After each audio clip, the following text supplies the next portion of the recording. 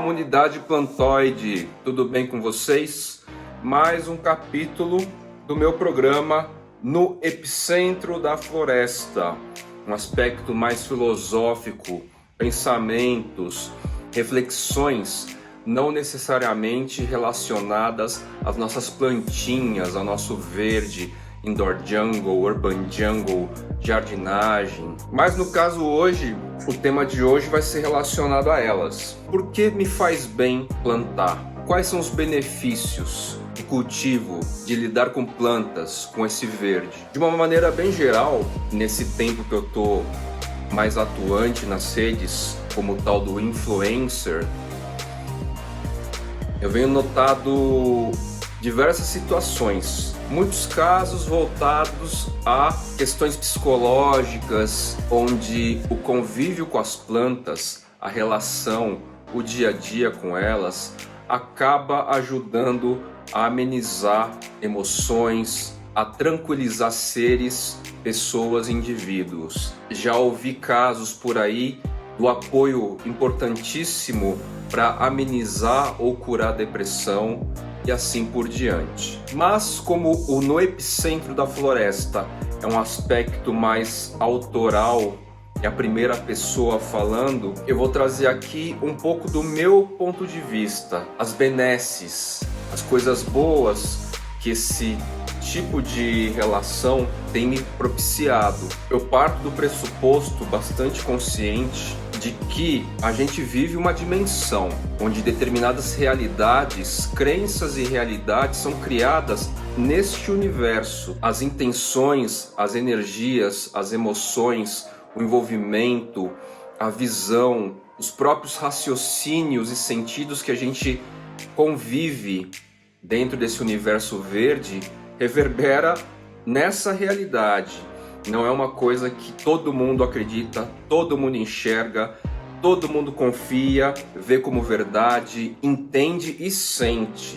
Então acho que um lance bastante importante, eu sou um pouco suspeito para falar pela quantidade de plantas e o tempo que eu acabo debruçando, devotando a elas, mas é importante dizer que essa autonomia de entrar nessa dimensão e sair dela, entrar e sair, é bastante importante. Em qual sentido? No sentido de perceber que as realidades que são aplicadas nesse universo, os sentidos, as afirmações que são feitas e compartilhadas e compreendidas, ela pertence a esse universo. Então, por exemplo, pessoas que gostam de conversar com as plantas e entendem que esse tipo de diálogo ajuda a si e ajuda as plantas. É um tipo de tema que não se discute muito e se aceita com boa fluência porque faz parte dessa dimensão. O próprio volume de plantas, em situações gerais, esse volume pode gerar certos julgamentos, certos questionamentos de pessoas que não estão acostumadas com esse tipo de relação. A devoção, o tempo dedicado a isso, a gente conversa entre si, todos nós nessa rede que vem se estabelecendo, mas parece que a gente vai ficando tão envolto e tão convivendo com essa realidade que isso passa a ser uma verdade absoluta. Mas o mundo lá fora, ou o mundo mais abrangente, em termos de seres humanos, não compartilha dessas realidades e dessas crenças. Elas se estabelecem como verdades e crenças firmes dentro desse universo verde, dessa esfera verde. O que é muito legal, o que é humano e o que se espelha em diversos outros hobbies ou culturas ou hábitos de coleção. O meu irmão, por exemplo, ele vive, ou vivia pelo menos até antes da pandemia, no universo imerso dos quadrinhos, dos gibis, de todos os estilos. Então, de uma maneira escalonável também, existem cultuadores de diversos níveis e objetos, no caso os gibis, revistas, quadrinhos, almanaques, catálogos, compilações, com níveis também diferentes de raridade, especificidade, peculiaridade. Então eu posso dizer com certa tranquilidade que ele é uma pessoa que adentra o universo dos gibis, dos quadrinhos, dos almanaques e se envolve com assuntos, temas, culturas, envolvimentos afetivos e emocionais equiparáveis ao que a gente vive nessa realidade verde. E tá tudo certo, e tá tudo bem. O ser humano funciona assim há milênios. E eu acredito, embora seja um ponto de vista pessoal, que existem nuances, existem intersecções nesses cultos que são semelhantes à religião. Quando a gente, por exemplo, ouviu recentemente... Eu esqueci de ligar a luz, daqui a pouco vai escurecer, eu vou ter que... Então eu posso dizer com bastante tranquilidade e consciência que eu faço parte de um culto, em algum nível religioso, até comparativamente religioso. E existem indivíduos nesse culto mais radicais. Recentemente a gente viu aí gringos, americanos, se eu não me engano, roubando, passando a mão em plantas raras de jardim botânico. E foi uma polêmica internacional na nossa esfera verde. Eu posso afirmar que se eu perguntar pro meu irmão se ele sabe desse fato, ele se abstém totalmente. Então eu tô dizendo tudo isso porque eu conscientemente aceito que eu faço parte de um tipo de culto, cultura, de um grupo, numa esfera verde, mas que eu tenho a capacidade de me mover, sair e voltar. Sair e voltar, entrar e sair. Confesso que nos últimos meses, principalmente por causa da pandemia, eu entrei muito mais a fundo, mas eu tenho a segurança, certa tranquilidade, eu sou capaz de sair no momento que eu quiser. Não é o caso agora. Então eu acho que um lado bastante importante dos vícios, que também podem ser instaurados nessas relações, a gente pensar a respeito. Eles existem? Eles não existem? Enxergo tudo isso como um culto? Não faço parte desse culto? Não concordo que isso seja um tipo de religião? De boa, tranquilo, em paz. São apenas holofotes que eu lanço aqui para questionamento ou não. Afinal de contas, o no epicentro da floresta tem essa conotação. Voltando então para mim, quais são os benefícios, as benesses do convívio com as plantas? O primeiro ponto que eu posso afirmar é que conscientemente também a minha entrada nessa esfera verde me alienou por livre e espontânea vontade. Eu não estou mais sabendo das redes sociais gerais, como o meu Face e até mesmo o meu Instagram pessoal. Me abstenho totalmente. Com isso, eu tenho me afastado do quê? Da trivialidade política, já virou uma trivialidade, as maneiras e as formas, dos tópicos, da questão do Covid. E por que isso? Porque para mim estava muito pouco produtivo. Não eram assuntos frutíferos, não ia me agregar em nada, não ia me levar para nenhum lugar e intelectualmente não ia acrescentar em nada, absolutamente nada. Só aquela coisa da razãozinha, maniqueísmo, não suporto mais. Então me serviu muito bem, caiu muito como uma luva para me alienar. E trato inclusive essa alienação como algo bastante positivo para minha vida. Então foquei em produção, conteúdo sobre as plantas, parcerias, a agência digital, projetos, novos relacionamentos, antigos relacionamentos solicitando coisas novas, ações que eu ia sentir que ia me preencher com algo mais substancioso. Para mim também, e eu acho que para alguns de vocês, o cuidar das plantas tem um sentido também de provação. Provação em qual sentido? Aprender a lidar com o tempo de terceiros e quartos, no caso as plantas. Aprender a controlar ansiedades. Aprender que a perfeição que se estabelece numa folhagem, numa planta sem machucado, sem manchinhas, sem toda perfeita, ela só se manterá daquela forma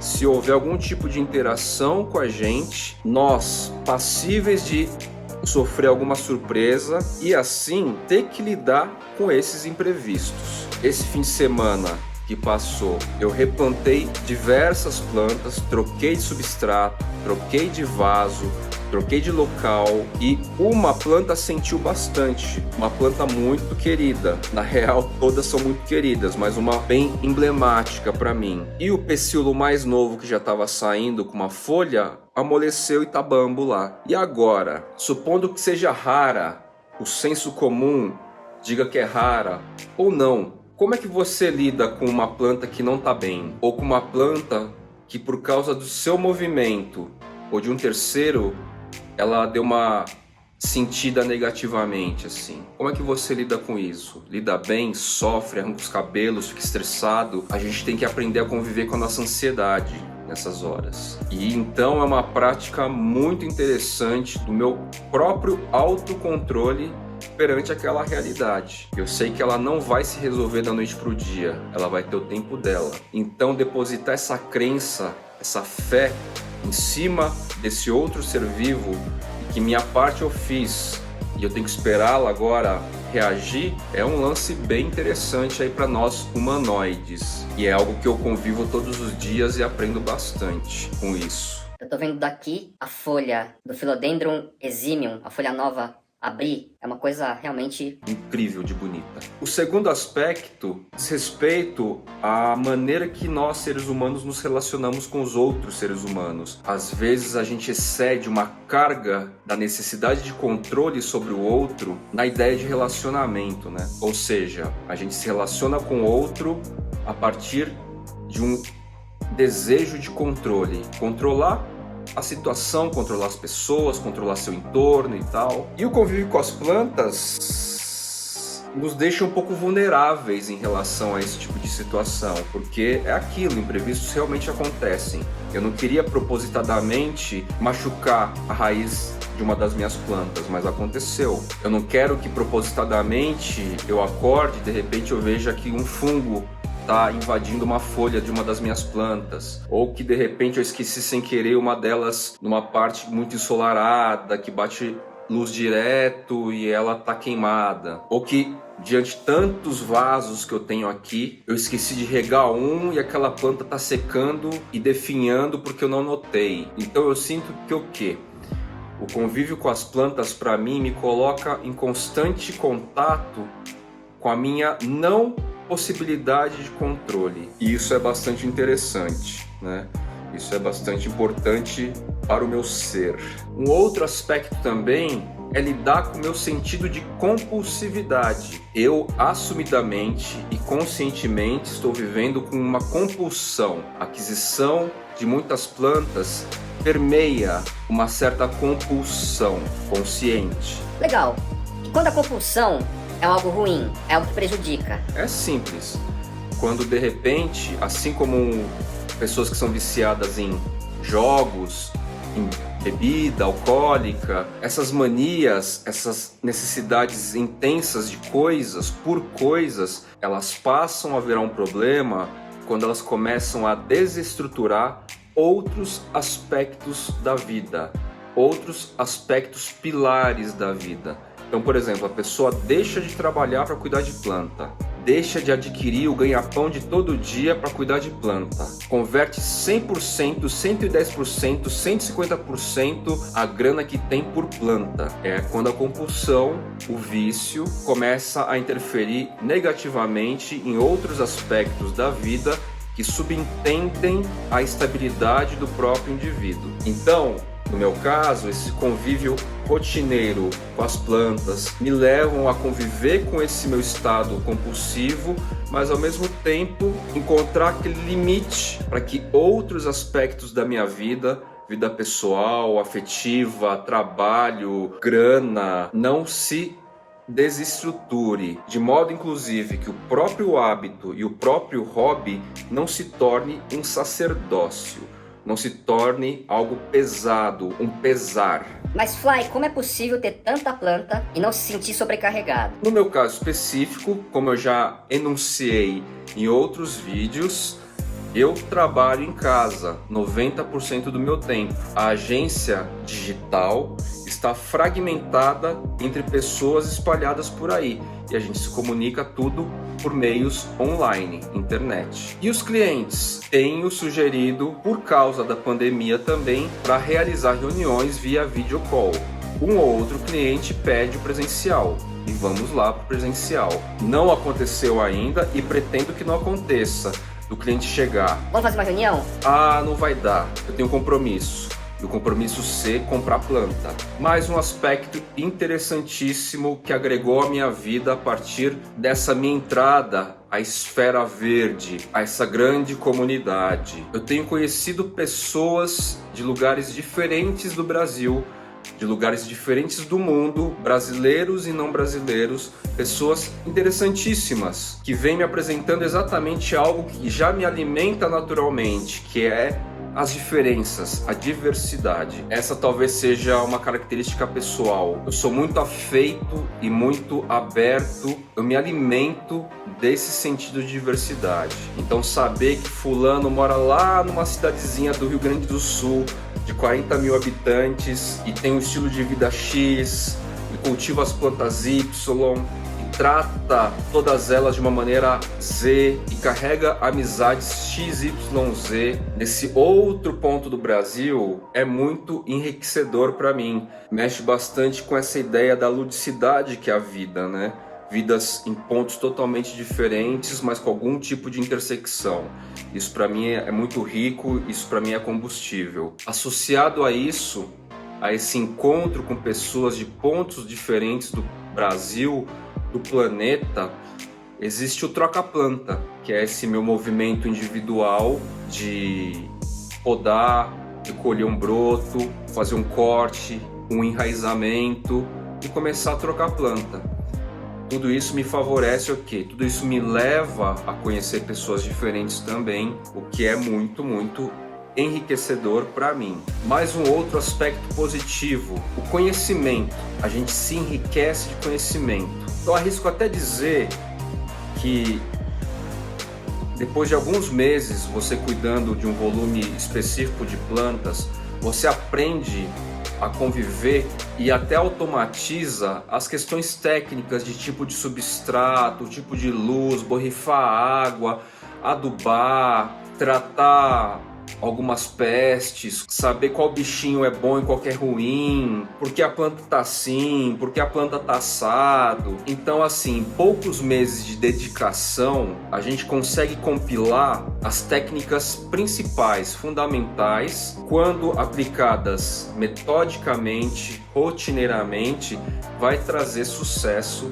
desenvolvimento e beleza para as nossas plantas. E o que fica então, efetivamente, é algo assim que não consigo dimensionar o prazer, que é o estado contemplativo. Então vocês imaginam, eu tive um dia super atribulado, super corrido, 1000 coisas picadinhas para realizar, inclusive o próprio cuidado com as plantas, o que cabe na caixinha protocolar da manutenção.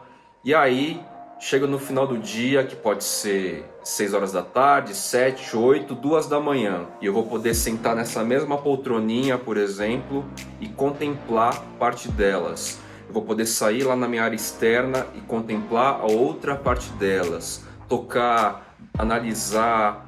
O estado contemplativo, a sensação da contemplação é algo que renova. É o momento que eu sei que eu estou me recuperando, me preparando para o dia seguinte. Então eu coloco a importância contemplativa todos os dias no final do meu dia, independentemente do horário que vai se encerrar.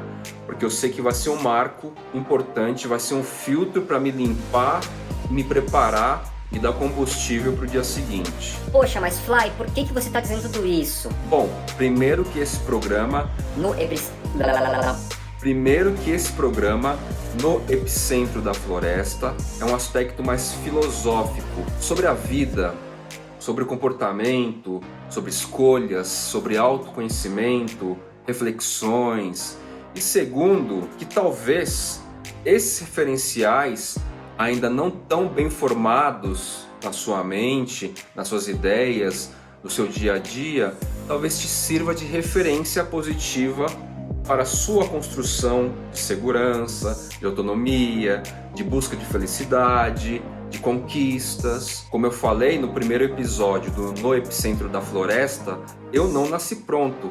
Eu já tive 16, eu já tive 14 anos, já tive 13, 12, 8, já passei por vários fluxos e processos na minha vida, positivos e negativos, queridos e incômodos. Então assim, o estado que eu cheguei hoje, com 43 anos, com esse volume de plantas e mais talvez, e mais trocas, e mais relacionamentos, e mais contemplação, e mais parcerias, e mais conhecimento.